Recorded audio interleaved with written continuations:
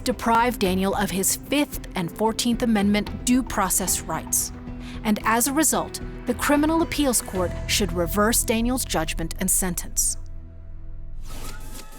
Perhaps most compelling is the public defender's accompanying application for a hearing on Daniel's Sixth Amendment claims.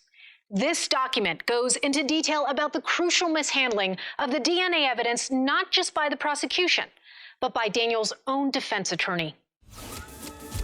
Remember, out of 13 accusers and 17 alleged crime scenes, a minuscule amount of DNA from one accuser was the only DNA evidence the prosecution could muster.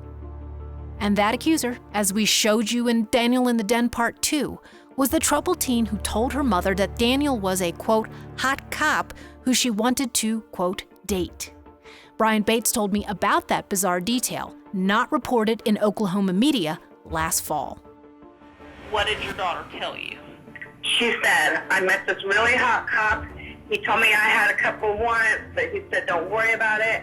Give me his number and we're going to go out on dates. Who describes their rapist as the hot cop and we're going to go out on dates and I'm just really excited about it? It doesn't happen. The DNA was the linchpin of the state's entire case against Daniel. It was the only independent evidence corroborating any of the claims of the 13 accusers, many of whom had multiple felony convictions, including crimes involving deceit and dishonesty.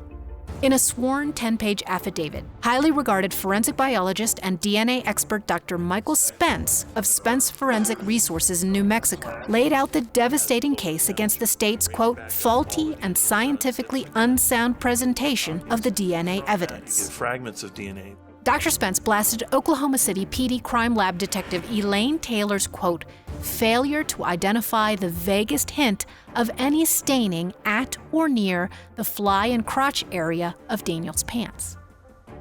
Instead of using an acceptable forensic light, she used a magnifying glass and a, quote, bright light, unquote, she called it, which turned up nothing. Dr. Spence blasted the defense counsel for failing to challenge Taylor on all this. Then there's the issue of the police department's mishandling of key evidence. Dr. Spence cited potential contamination in the interrogation room when Detective Rocky Gregory grasped the evidence bag with his bare hand and shoved it into the bag before Daniel placed his pants and belt in it. This raised what Dr. Spence called, quote, obvious DNA transfer issues. Again, Daniel's defense counsel whiffed. Spence's DNA analysis builds on the groundbreaking discoveries we told you about by independent DNA researcher Erica Fuchs. That wisdom and justice will prevail. Dr. Spence outlined how the prosecutor's crime lab expert, Elaine Taylor, incorrectly testified that male DNA was absent from 2 of the 4 DNA samples, when her own data sheets reported that male DNA was in fact recovered in those samples. Remember, Wright State University professor Dan Crane saw that male DNA too after examining the test results. From looking at that table of alleles, it's clear that the sample that we're talking about here was a mixture of more than one person. In fact, there's some indications that there are at least 3 contributors to this mixture. Wow. And one of those contributors does appear to be a male. Based on these test results, the DNA tells us that fairly confidently. So who does that male DNA belong to? Crime lab expert Elaine Taylor testified that she had ruled Daniel out.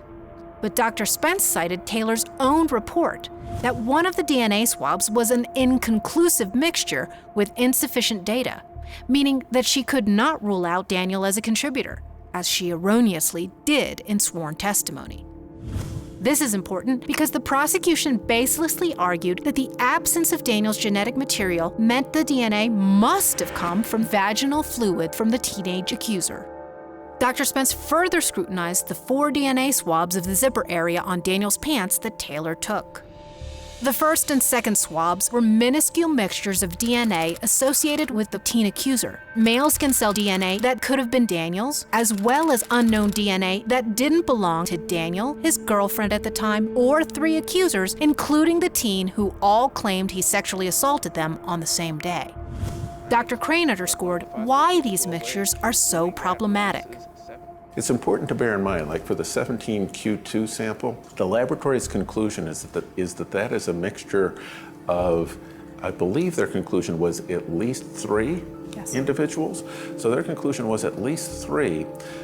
In that context, when we're talking about at least 3, realize that at least is very important. It may be 4, it may be 5, it may be 6 or 7. And we do not have the ability to say which of those is more likely. We can say it's not 2, we can say it's not 1, but we can't say if 3 is more likely than 4 or 5 is more likely than 3. That says nothing about how long the DNA has been there. Absolutely. Or how it got there. Right, right. The third and fourth swabs were also mixtures that included a small quantity of the teen accuser's skin cell DNA, as well as male DNA that Elaine Taylor incorrectly said there was no evidence of. So the male skin cell DNA could have been Daniel's, or it could have been another unidentified male's.